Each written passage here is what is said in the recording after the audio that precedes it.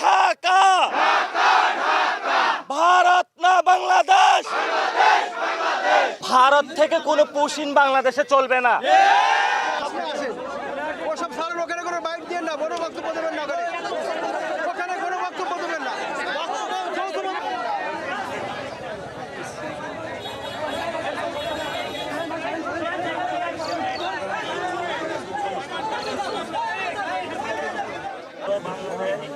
ভারত থেকে কোনো পুশিন বাংলাদেশে চলবে না।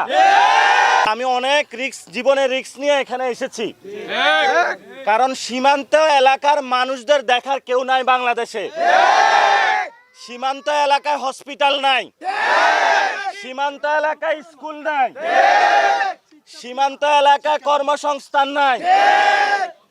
আমাদের বাংলাদেশের বিজিবিকে শক্তিশালী করতে হবে। বিজিবির কোনো ভয় নাই, বিজিবির পিছনে পুরো বাংলাদেশের দামাল ছেলেরা আছে ইনশাআল্লাহ। বাংলাদেশের পুরো 18 কোটি মানুষের যতদিন শরীরে রক্ত আছে, ততদিন বাংলাদেশের সার্বভৌমত্বের উপরে এক আঁচড় কাউকে লাগাতে দিব না ইনশাআল্লাহ। আমরা সবাইকে একটু স্লোগান ধরতে পারবো? এ দিল্লি না ঢাকা, দিল্লি না ঢাকা, এ দিল্লি না ঢাকা, দিল্লি না ঢাকা, ভারত না বাংলাদেশ। আমার দেশ তোমার দেশ, আমার দেশ তোমার দেশ। সীমান্ত হত্যা রুখে দিন বাংলাদেশের জনগণ। চলবে না, চলবে না, পুশিন চলবে না, চলবে না, চলবে না। বাংলাদেশের সীমান্তে কোনো মানুষ গরু চোরাচালান করে না, এগুলা ভারতীয়রা করে। যারা বাংলাদেশকে মানুষকে এই ধরনের অপবাদ দিতে চায়, ওরা ভারতীয় বয়ান দিচ্ছে আমাদেরকে। স্বরাষ্ট্রমন্ত্রী বলেছিলেন যে বাংলাদেশের এখানে নাকি অনেকে অবৈধ ব্যবসার সাথে জড়িত, এই জন্য হলো তাদেরকে হত্যা করলে কিলিং হবে না। আমরা বলবো স্বরাষ্ট্রমন্ত্রী যে বক্তব্যটা দিয়েছেন, এই বক্তব্যটা হলো সর্বমিথ্যা একটা বক্তব্য। আমাদের কোনো বাংলাদেশি নাগরিক যদি কেউ অপরাধ করেও থাকে, তাকে খুন বা হত্যা করার কোনো আন্তর্জাতিক কোনো আইনের মধ্যে পড়ে না। তাকে গ্রেপ্তার করা হবে, পুলিশে দেওয়া হবে, থানায় যাবে, বিচারালয়ে যাবে। সে কি অপরাধী নাকি নিরপরাধী, তারপরে হলো তার বিচার হবে। আপনি বিচার ছাড়াই যখন বাংলাদেশিদেরকে সীমান্তে ধরে ধরে হত্যা করেন, তাহলে সার্বভৌমত্ব বলে আছে যে কিছু, এটা বাংলাদেশের মানুষ আর আপনাদের ফাঁকা বুলি এখন আর বিশ্বাস করে না। এই জন্য আমরা বলবো, আমরা যারা বাংলাদেশের মানুষ আছি, রক্ত দিয়ে হলো বাংলাদেশের সীমান্ত রক্ষা করব। সবাই রাজি আছে? 71-এ আমরা যুদ্ধ করেছিলাম, বাংলাদেশ স্বাধীন করেছিলাম, 90-এ আন্দোলন করেছিলাম, 24-এ আন্দোলন করেছিলাম। একটাই উদ্দেশ্য, বাংলাদেশকে রক্ষা করার জন্য।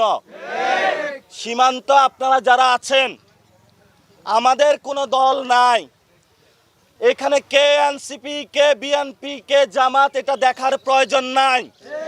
আমাদের একটাই দল, সেটা হলো আমরা সবাই মিলে বাংলাদেশ।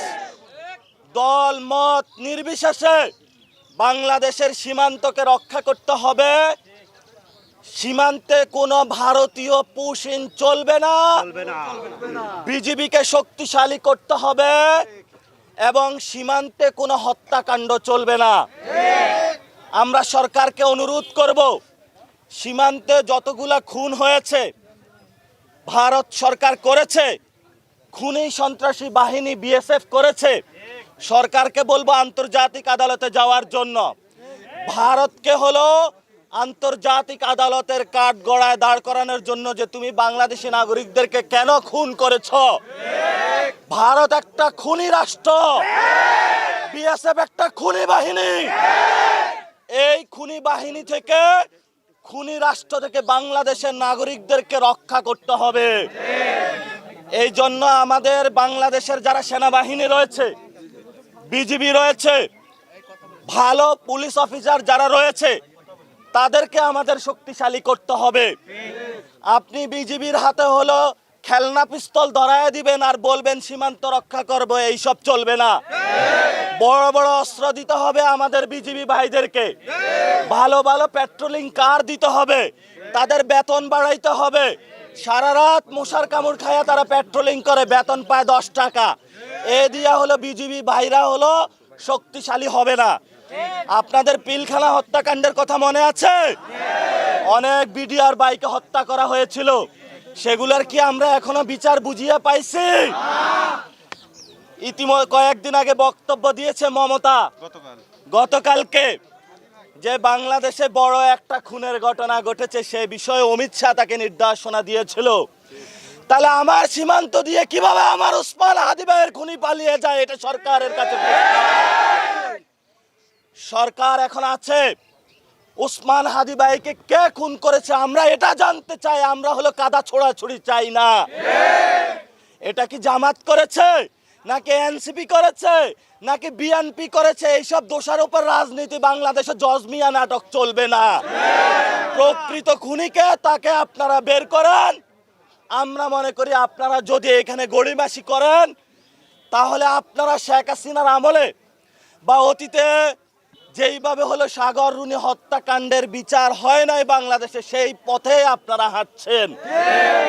আমরা বাংলাদেশের জনগণ যদি জীবিত থাকি, আমরা কি সবাই ওসমান হাদি ভাইয়ের বিচার করে বাংলাদেশ হত্যাকাণ্ডের বিচার বুঝিয়া পাবো? ইনশাআল্লাহ। বিচার বিচার বিচার চাই, বিচার বিচার বিচার চাই, হাদি হত্যার বিচার চাই।